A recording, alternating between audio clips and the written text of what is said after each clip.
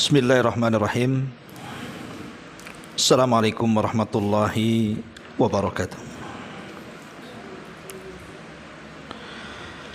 Alhamdulillah wassalatu wassalamu ala Rasulillah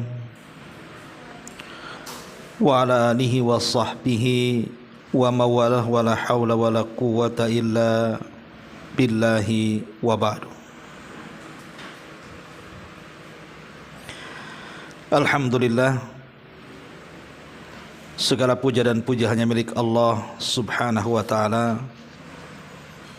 Salawat dan juga salam kita hadiahkan kepada Rasul kita Nabi besar Muhammad sallallahu alaihi wa ala alihi wasallam.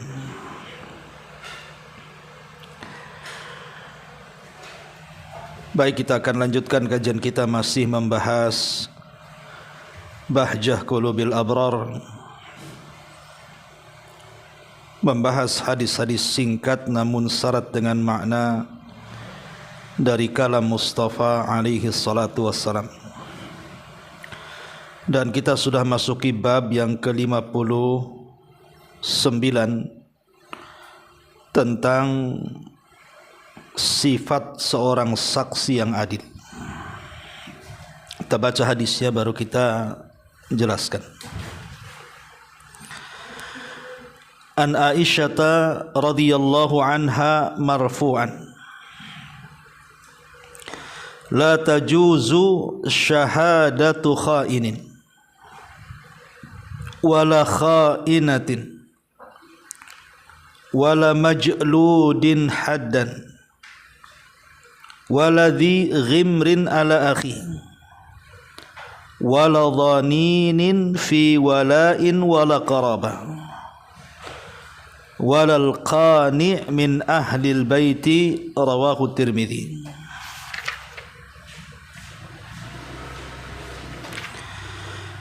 Dari Aisyah radhiyallahu anha, dia mengatakan, diriwayatkan secara marfu sampai kepada Nabi, tidak sah persaksian dari seorang pengkhianat, apakah dia laki-laki atau perempuan.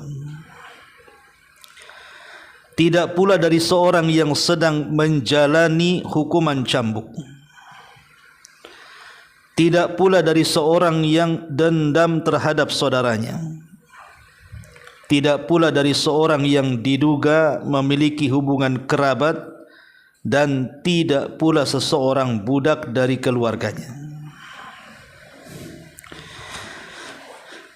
Ma'asyiral muslimat yang dimuliakan Allah Azza wa Jalla, hadis ini adalah hadis yang sangat agung sekali, bicara tentang adab-adab menjadi saksi. Dan saksi dalam Islam itu sangat penting, karena betapa banyak kasus-kasus yang diselesaikan karena keterlibatan saksi. Pengkhianatan bisa terungkap karena saksi. Contoh umpamanya seorang suami atau istri yang berselingkuh. Kalau seandainya Islam tidak memperlakukan saksi, maka pengkhianatan keduanya akan terus berlangsung. Jadi saksi, keberadaan dalam Islam ini sama dengan bukti yang memperkuat sebuah kasus atau sebuah perkara sehingga bisa menyelesaikan banyak perkara. Makanya menjadi saksi dan mengambil manusia sebagai saksi itu bukan sembarangan dalam Islam. Karena sifat saksi itu harus netral. Dia tidak boleh memihak ke sana dan tidak boleh memihak ke sini. Makanya di sini Nabi SAW mengatakan tidak sah persaksian dari seorang pengkhianat. Karena kalau seandainya pengkhianat ini menjadi saksi, tentu dia akan mengkhianati orang yang memerlukan saksinya. Ataupun orang yang sedang menjalani hukuman cambuk. karena dia tidak akan fokus, dia ketakutan dengan ancaman itu. Atau orang yang dendam, boleh jadi yang tadinya memihak karena dendam akhirnya justru menjadi musuhnya dan bersaksi dengan saksi palsu. Atau karena diduga memiliki hubungan kerabat, dia tidak netral sehingga dia lebih membela kerabatnya dibandingkan kebenaran. Ataupun seorang budak dari keluarganya karena dikhawatirkan dia lebih membela majikannya, keluarga majikannya dibandingkan orang lain, sehingga tidak fair, artinya tidak akan tercapai keadilan. Makanya Allah Subhanahu wa taala mengatakan mimman tardawna minasyuhada, dari saksi-saksi yang kalian redhai, dan saksi itu harus memiliki sifat adil. Adapun syarat adil sendiri dalam saksi disebutkan oleh para ulama. Pertama, an yakuna mujtaniban lil kabair, dia harus berusaha menjauhi dari dosa besar supaya tidak terjadi pengkhianatan. Kemudian yang kedua, an yakuna ghaira musirran 'alal qalil minas saghair, dan dia tidak terus-menerus melakukan dosa-dosa kecil, karena dosa-dosa kecil kalau diperbesar, diseringkan akan jadi besar. An yakuna salim as-sarirati, selamat kepribadiannya, artinya dia punya muru'ah, kehormatan yang ia jaga, punya rasa malu dan akhlak. Yang keempat, an yakuna ma'munan indal ghadab, seorang saksi yang adil dia harus amanah walaupun dalam kondisi dia emosi dan marah. Dan yang kelima, an yakuna muhafidhan ala muru'atin mithlih, dan dia menjaga sikapnya, tidak menjatuhkan pamornya. Boleh jadi mungkin kalau hari ini kita mengambil saksi berdasarkan syarat para ulama mungkin agak sulit. Seperti namanya saksi dalam pernikahan, saksi dalam jual beli, saksi dalam muamalah-muamalah yang ma'ruf di masyarakat gitu ya. Mencari saksi yang adil seperti yang disyaratkan 5 syarat oleh para ulama ini, tentu kita akan sulit mendapatkannya. Boleh jadi tidak akan mendapatkan saksi. Tetapi minimalnya, kalaupun kita tidak mendapatkan 5 persyaratan saksi ini, carilah yang terbaik dari orang-orang di sekitarnya. Umpamanya ada orang menikah, itu kan perlu saksi. Saksi dari keluarga istri atau saksi dari keluarga suami, maka cari yang paling baik di antara keluarganya. Mungkin dia lebih taat ibadahnya, selain taat ibadahnya lebih baik akhlaknya, lebih bijaksana orangnya. Jangan asal comot saja, karena saya lihat di masyarakat ini saksi asal comot. Dia tidak sholat, kadang-kadang pemabuk, yang penting ada hubungan kerabat, kadang-kadang preman gak jelas gitu ya, main comot saja, kau aja yang jadi saksi katanya. Aturan Islam tidak seperti itu. Karena saksi itu bukan dihajatkan ketika proses pernikahan saja, tapi saksi juga akan dihadirkan ketika proses perceraian, atau apabila sepanjang hubungan keluarganya mungkin salah satunya berselingkuh dan begitu seterusnya. Kalau seandainya kemudian asal comot saja, satu hari ketika kita berhajat kepada saksi, dia tidak mau jadi saksi. Makanya penting memilih saksi dalam Islam itu tidak sembarang. Ma'asyiral muslimin, muslimat yang dimuliakan Allah Subhanahu wa taala. Sedikit kita bicara tentang saksi. Kita tahu bahwa persaksian itu ada 2 macam. Persaksian itu ada 2 macam.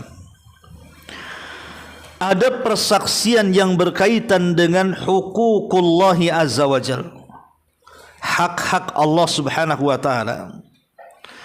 dan ada yang berkaitan dengan hukukul ibad, hak-hak hamba-hamba Allah. Baik, kita rinci apa yang berkaitan dengan hak Allah dalam persaksian, apa yang berkaitan dengan hak hamba dalam persaksian. Pertama, hak Allah. Hak Allah ini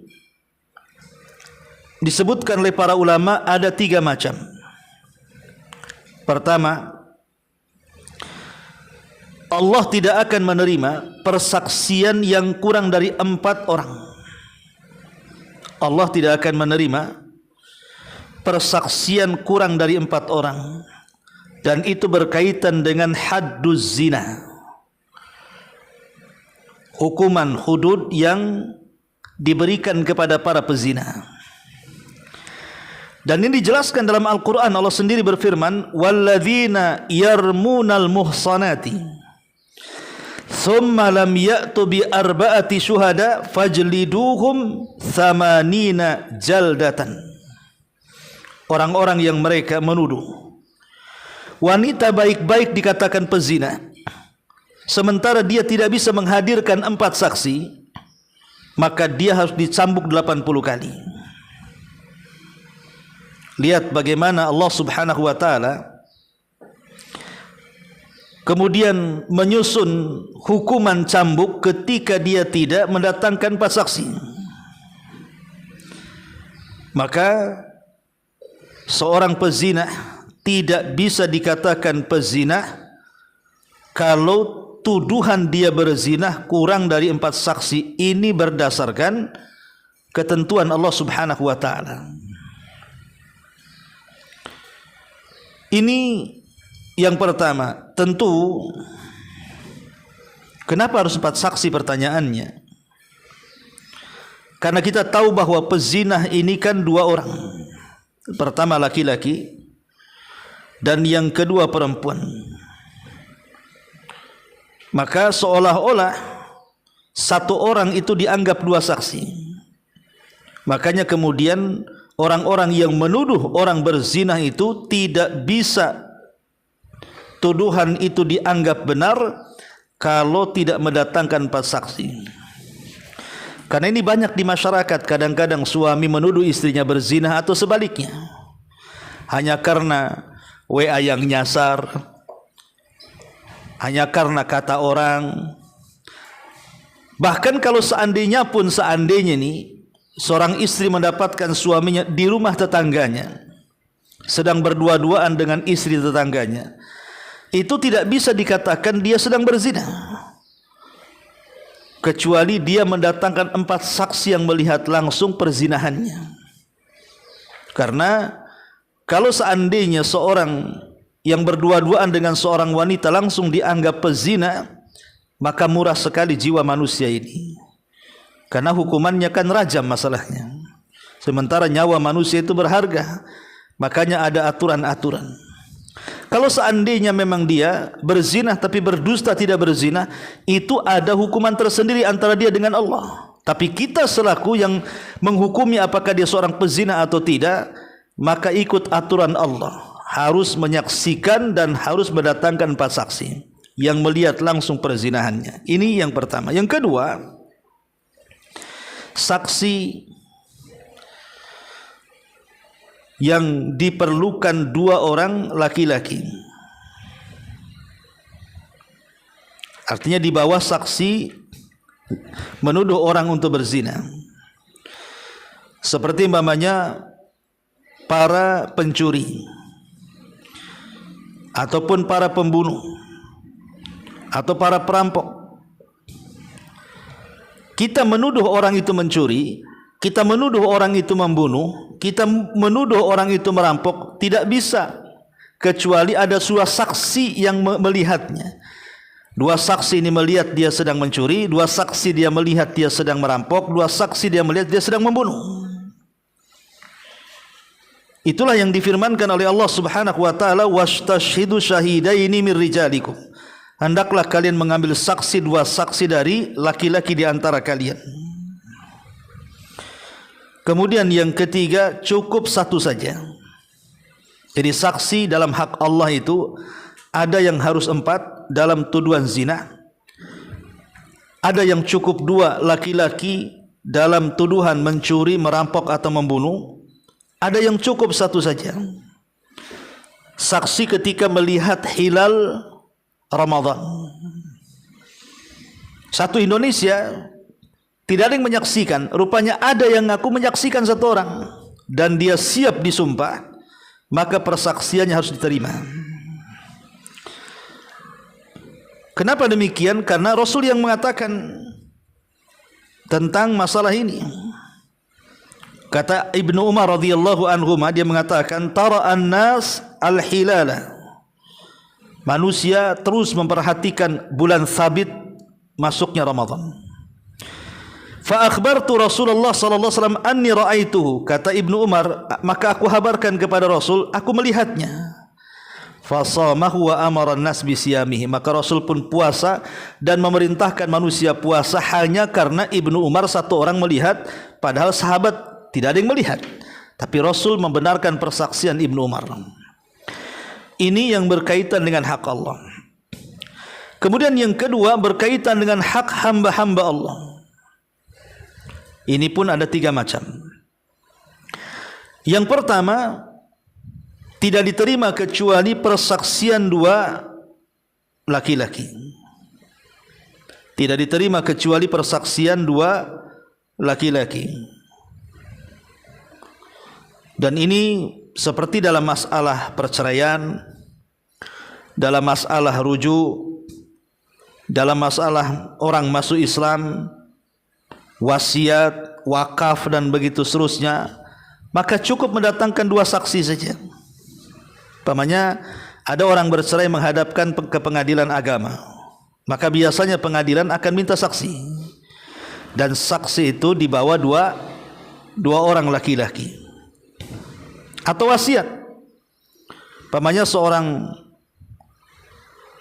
datang kepada kita bahwa si anu pernah berwasiat sebelum meninggalnya bahwa dia akan menghibahkan tanahnya untuk masjid, menghibahkan tanahnya untuk pesantren. Maka anaknya tidak diterima kalau memang ada wasiat, mana saksinya? Ketika mendatangkan 2 saksi laki-laki, maka harus diterima wasiatnya.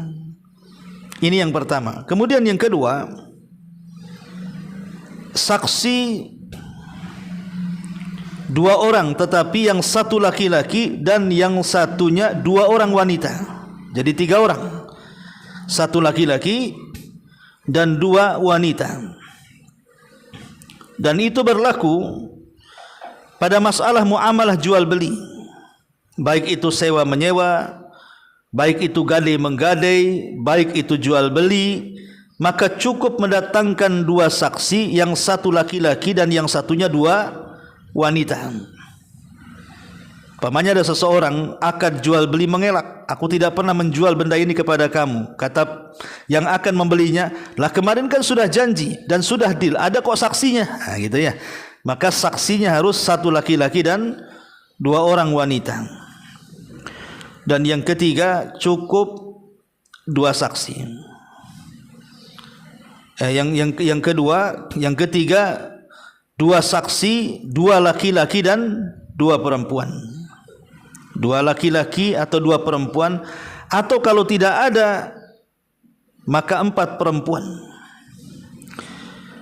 Ini biasanya dalam masalah anak-anak yang disusui, anak-anak sepersusuan umpamanya kan, maka persaksiannya harus 2 laki-laki atau 1 laki-laki 2 perempuan, atau 4 perempuan. Jadi ini maksudnya di sini ada 3 pilihan ya. Yang ketiga ya, bisa 2 laki-laki, bisa 1 laki-laki 2 perempuan, bisa 4 perempuan. Contohnya dalam masalah radha'ah, sepersusuan. Ada seseorang laki-laki hendak menikahi seorang gadis. Dia tidak tahu kalau gadis itu adalah sepersusuan dengan dia. Otomatis kan mahram, tidak boleh. Kemudian kata si laki-laki ini, enggak mungkin dia saudari sepersusuan saya. Mana saksinya? Mana buktinya? Akhirnya didatangkan buktinya.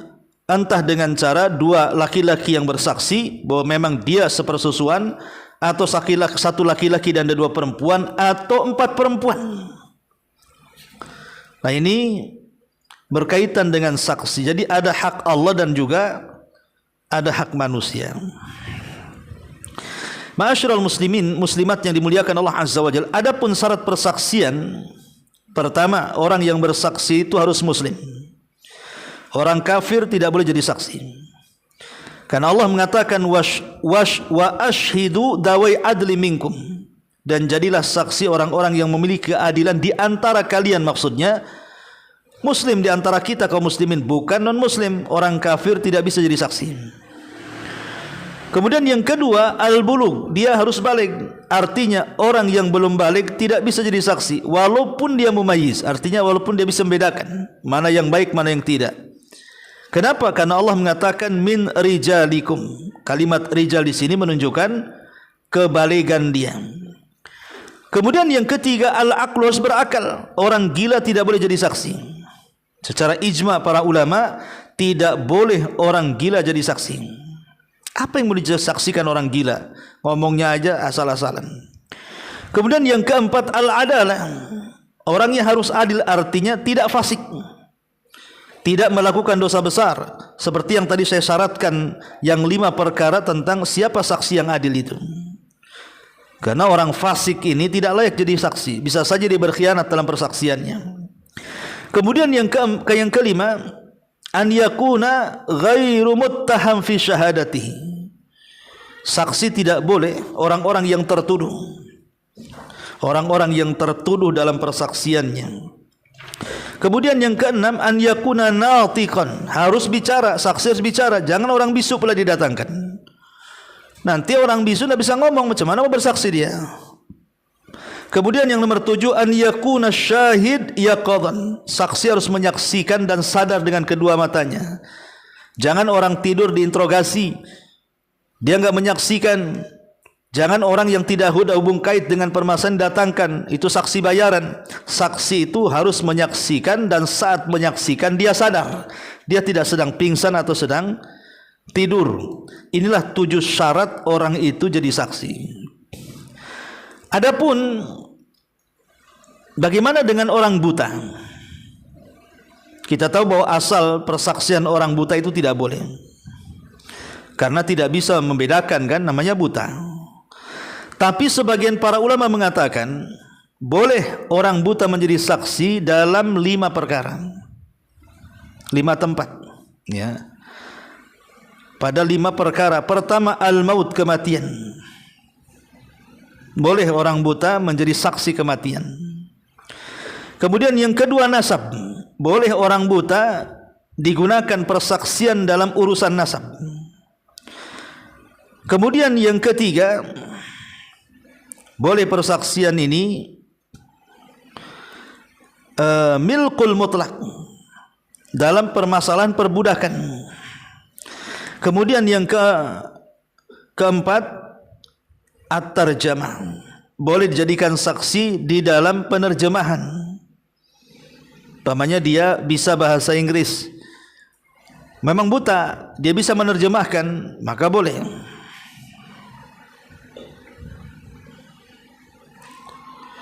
Ataupun yang terakhir, alal madbut, artinya orang-orang yang dicegah oleh hakim dalam sebuah perkara untuk tidak boleh keluar. Ini diantara orang buta dibolehkan, tapi pada dasarnya orang buta tidak boleh dijadikan saksi. Ma'asyiral muslimat yang dimuliakan Allah Subhanahu wa taala, masalahnya berkaitan dengan saksi sini. Ada persaksian-persaksian di masyarakat itu, mereka menjadi saksi itu karena saksi bayaran. Itu yang paling banyak. Terutama di persidangan-persidangan, ada orang yang membeli saksi untuk bersaksi demi kedustaan. Itulah yang dikhawatirkan Nabi SAW dengan hadisnya syahadatuz zur. Kata Nabi SAW, ala wa syahadatuz zur, hati-hati persaksian palsu, hati-hati persaksian palsu.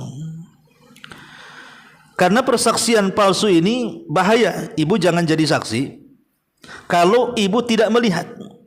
Pamannya ada kawan ibu bilang, ayolah jadi saksi lah, saya mau bercerai, saya tidak ada saksi, kamu aja jadi saksi.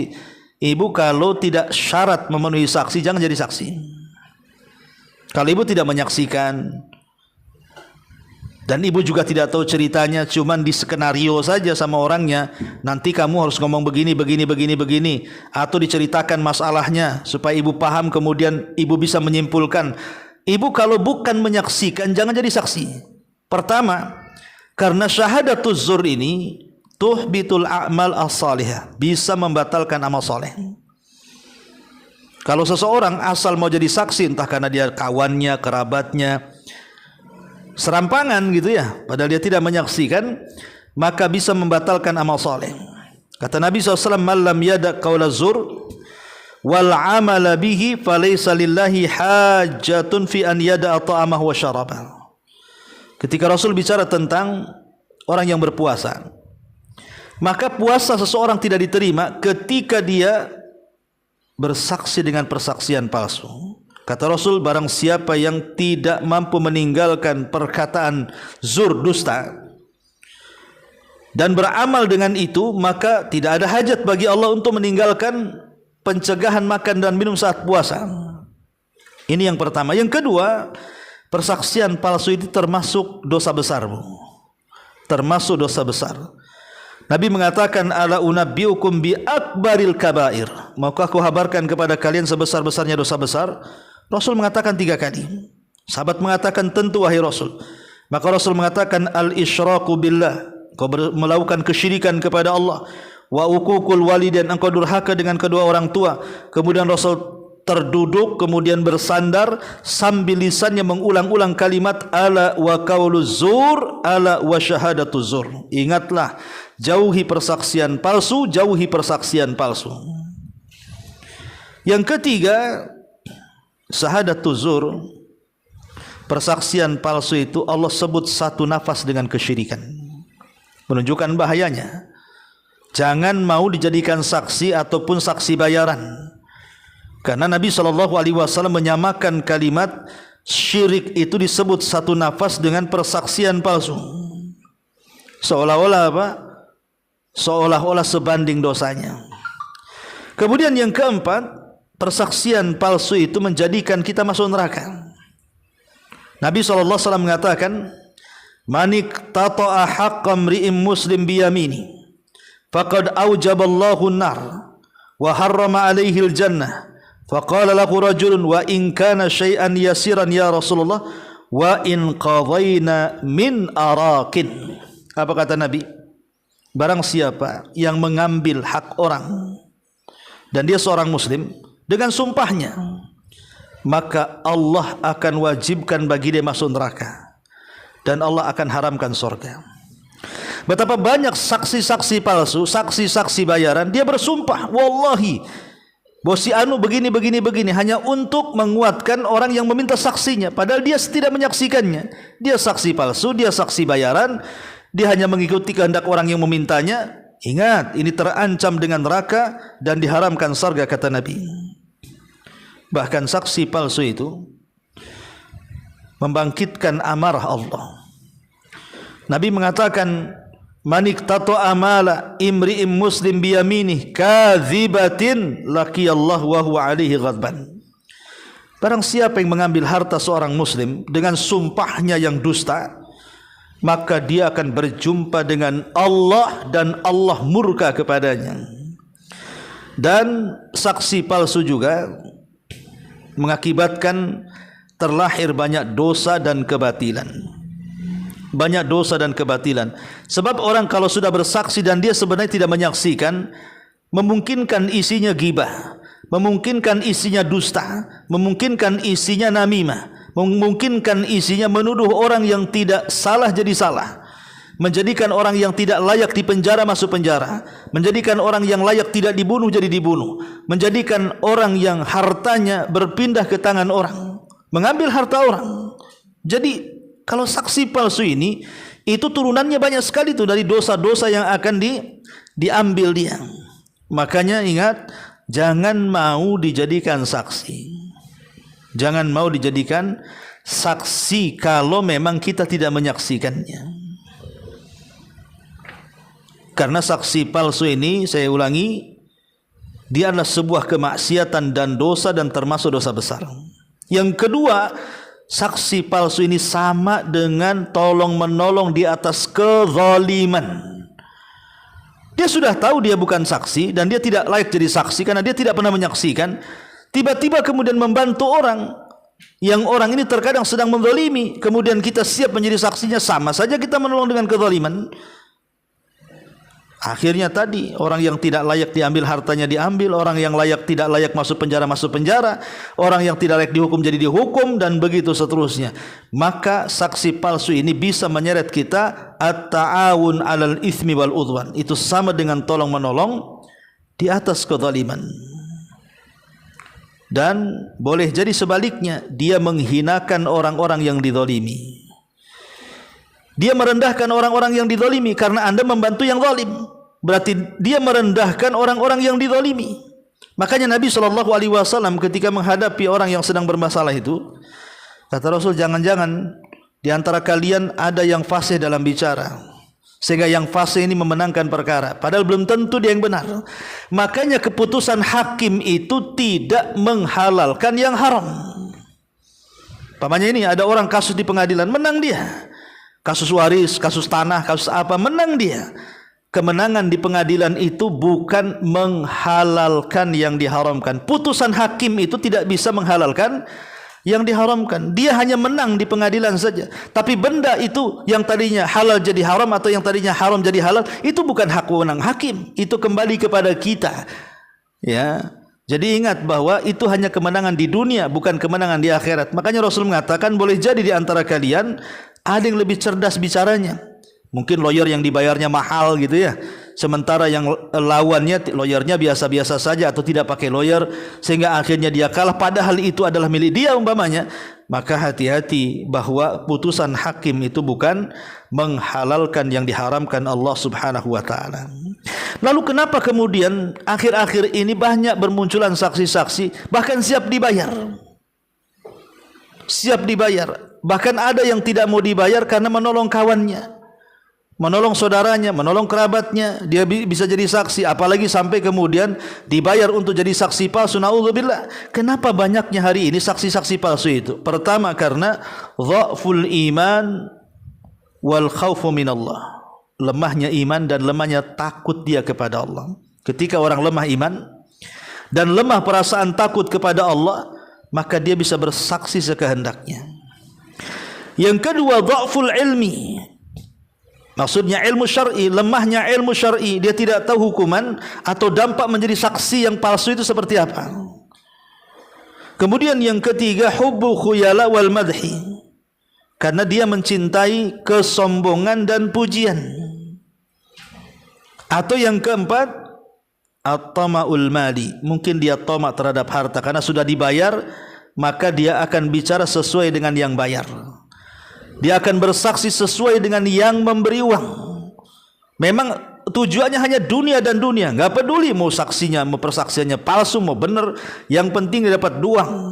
Dan yang kelima, hubbu manfaatil ghairi walau bidzulmi, suka memanfaatkan orang lain walaupun dalam bab kezaliman. Ya, dia memanfaatkan orang walaupun sebenarnya di dalamnya ada kezaliman, maka dia siap jadi saksi. Ya, maka inilah diantara 5 perkara kenapa orang sekarang mudah sekali dibayar jadi saksi dan bicara sesuai dengan yang dikehendaki yang bayar. Naudzubillah. Adapun bagi kita, kalau ingin terlepas tidak menjadi saksi palsu, maka yang pertama taqwiyatu ta'zimillah wa ta'dim hurumatihi fil qalbi. Kuatkan dalam hati kita bagaimana cara mengagungkan Allah dan mengagungkan keharaman-keharaman Allah dalam hati kita. Artinya tanamkan sifat pengagungan kepada Allah. Saksi tidak sembarang. Jangan mudah jadi saksi. Yang kedua, berdoa supaya kita tidak terhindar dari persaksian palsu. Kemudian yang ketiga, ingat mati.